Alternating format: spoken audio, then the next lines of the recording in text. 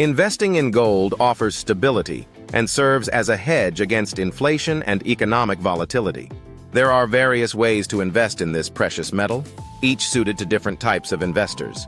One approach is to buy physical gold, such as bars, coins, or jewelry, which gives direct ownership of a tangible asset.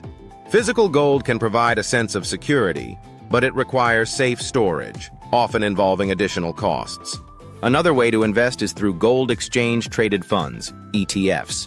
Gold ETFs track the price of gold and are traded on stock exchanges, making it easy to buy and sell without needing to store the metal. They provide a practical, accessible option for those seeking exposure to gold's price.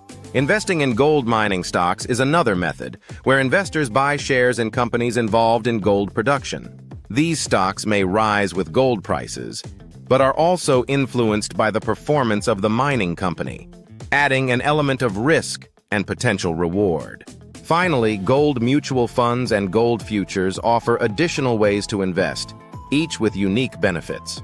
Mutual funds can provide a diversified approach, while futures involve speculating on future prices. Each option allows for different levels of exposure to gold, making it important to consider one's goals and risk tolerance.